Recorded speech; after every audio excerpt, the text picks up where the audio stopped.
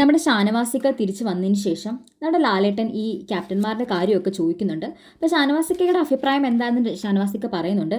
നിരന്തരമായിട്ട് ആദ്യം അനുമോളുടെ കാര്യമാണ് ഷാനവാസിക്ക പറഞ്ഞത്. നിരന്തരമായിട്ട് നെവിൻ അനുമോളെ വല്ലാണ്ട് ടോർച്ചർ ചെയ്യുകയും പേരുകൾ വിളിച്ച് ശല്യപ്പെടുത്തുകയും ചെയ്യുന്നു. അതേപോലെ നെവിൻ ഫുഡ് ഉണ്ടാക്കുന്നത് ഭയങ്കര ലേറ്റായിട്ടായിരുന്നു. എന്നുവെച്ചാൽ നെവിൻ ഫുഡ് എടുക്കാത്തത് കാരണം ഒരാൾ കൺഫെഷൻ റൂമിൽ വരെ പോയി. അതായത് നൂറയാണ്. അതായത് ടാസ്കിൽ കോൺസെൻട്രേഷൻ്റെ കാര്യം പറഞ്ഞിട്ട് ഇവർ ഫുഡ് തന്നില്ല. പിറ്റേ ദിവസം നല്ല ടൈം ഉണ്ടായിട്ടും അവർ ആ ഒരു ടൈമിൽ അവർ മീൻസ് ആ ഒരു ഫുഡ് അവർക്ക് കഴിക്കാൻ കൊടുത്തില്ല.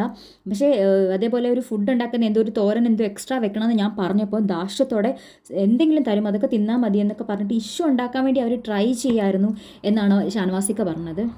അതേപോലെ അക്ബറിൻ്റെ കാര്യം പറഞ്ഞത്, അക്ബർ ഇവർ മൂന്നുപേരും കൂടെ മീറ്റിംഗ് കൂടും ഞങ്ങൾക്ക് പണി തരാൻ വേണ്ടി, വെസൽ കഴുകാൻ വേണ്ടി ഞങ്ങൾക്ക് എടുത്തിട്ട് തരും, എല്ലാ പ്രശ്നങ്ങളും ഞങ്ങളുടെ തലയിൽ എടുത്തിട്ട് തരും, ഞങ്ങളെ കൂടുതൽ പണി എടുപ്പിക്കാൻ ട്രൈ ചെയ്യായിരുന്നു ഭക്ഷണം തരാതെ.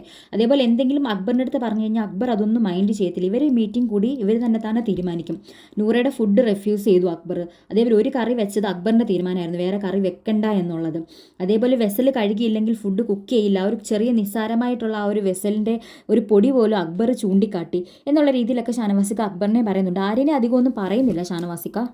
ആര്യൻ ഓൾറെഡി എല്ലാവരുടെ അടുത്തും വന്നിട്ട് ഭയങ്കര എല്ലാ പ്രശ്നങ്ങളും ഉണ്ടാക്കിയാലും ആര്യൻ അത് കഴിഞ്ഞിട്ട് വന്നിട്ട് എല്ലാവരുടെയും ഫ്രണ്ടിൽ ഒരു നല്ല പിള്ള ചമഞ്ഞ് നിൽക്കാറുണ്ട്. അതുകൊണ്ട് ആര്യനെ ആരും ഒന്നും പറഞ്ഞിട്ടില്ല. എല്ലാം കേട്ടിരിക്കാനല്ലാതെ അക്ബറിനും മറ്റേ നെവിനും ആര്യനൊന്നും വേറെ നിവർത്തിയുമില്ല. കാരണം എല്ലാവരും കൂടെ ആ കൂട്ടത്തോട് അറ്റാക്ക് ചെയ്യുമായിരുന്നു. അപ്പോൾ നിങ്ങൾക്ക് എന്താണ് ഇതിനെക്കുറിച്ചുള്ള അഭിപ്രായം എന്നുള്ളത് നിങ്ങൾ കമൻറ്റ് ചെയ്യുക. അതേപോലെ കൂടുതൽ അപ്ഡേറ്റ്സിനായിട്ട് ചാനൽ സബ്സ്ക്രൈബ് ചെയ്യുക, ഷെയർ ചെയ്യുക, ലൈക്ക് ചെയ്യുക.